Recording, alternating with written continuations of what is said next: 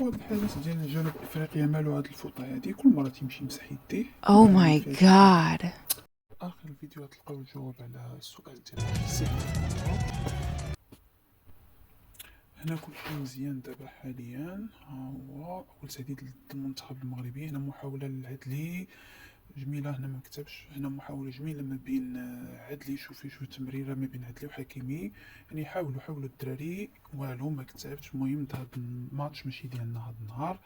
تا الحظ ما كانش مساعدنا. هنا عاوتاني نشوفو هنا الاملاح تهديد المرمى والو ما بغاش تكتب. المهم الكره ما بغاش تدخل ما بغاش تدخل.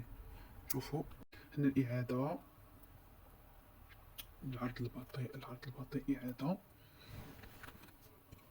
والو ما بغاش تسجل. ما بغاش تسجل نهائيا. هنا عاوتاني محاوله. هنا حكيمي تيطلب الكره والو ما بغاتش. هنا الزلزولي. هنا والو جميع الكره ما بغاتش. ما بغاتناش. هنا عاوتاني كثير من المحاولات تقريبا نحاول لكن مستحيل. هنايا هنا اللاعب ديال جنوب افريقيا ما صدقش بانه سجل. بقى تيدور. هنا اعاده.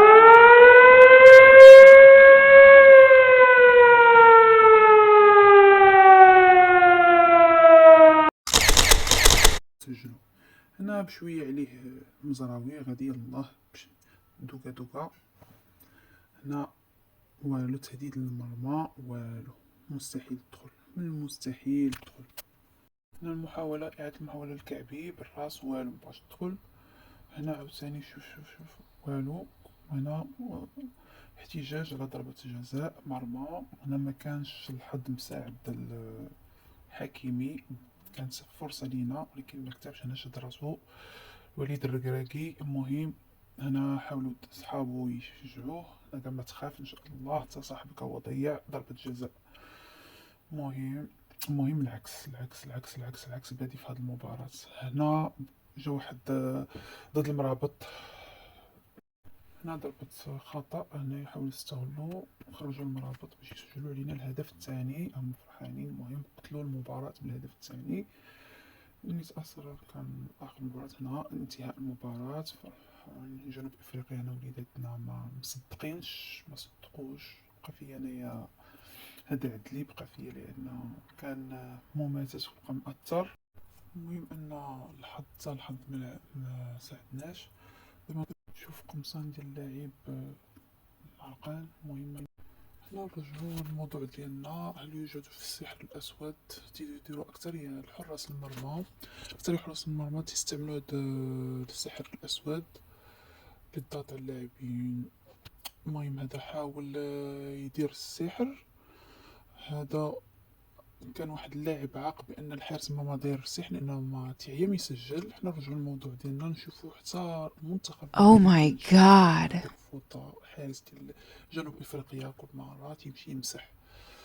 دابا كاين بعض الحراس تيستعملوه. تي المهم شعوذه. كاين اللي تيتيقها كاين اللي ما تيتيقهاش. الانسان تيقول بسم الله وتيحاولوا هاد الشعوذه تبقى في اللاعب.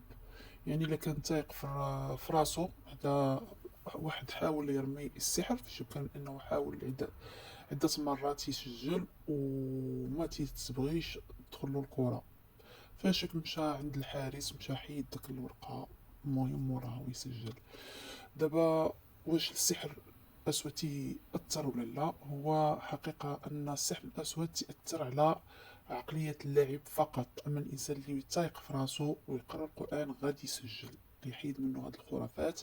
لأن تثبت واحد الدراسة بأن حارس مرمى عنده خطة أو دراسة عن عدد اللاعبين والجهات اللي تسجلوا منها. يعني الرجل اليسرى أو اليمنى. يعني هذا الشيء تيبقى غير خرافات. أنا نوريكم ديك الفوطة تتكون فيها واحد القرعة ومرسومة فيها مجموعة من العدد ديال اللاعبين. طريقة التسجيل ديالهم يعني القدم اليمنى أو اليسرى. هذا فقط واحد البلبله على المنتخب المغربي. حطوا بزاف الفيديوهات على ديك الفوطه، ها الدليل ان داك الفوطه تكون فيها قرعه مرسومه فيها مجموعه من اللاعبين، يعني وحارس مرمى تيحاول يستعمل هاد النقاط هادو باش تيذكر راسو، تيحط داك الفوطه تيشوف التمركز ديال اللاعب. هنا كما قلت لكم بزاف الناس ولاو تيحطوا فيديوهات على المنتخب المغربي بسبب ديك الفوطه، يعني ولاو تيرشحوا ان داك جميع العمليات اللي داروها المنتخب المغربي اللي تسجيل كانت زعما وراءها زعما سحر او شيء او شعوذه. هذا غير صحيح، حتى ولو كان السحر الانسان تيكون مأمن بالله سبحانه وتعالى. حنا كان عندنا شويه الارتباك، واحد الارتجاج شويه، كان عندنا نقص شويه في التركيز. هذا ما كان، والحظ ما ساعدناش. التركيز وبعض الأخطاء الفردية، هذا ما كان مهم. نتمنى خير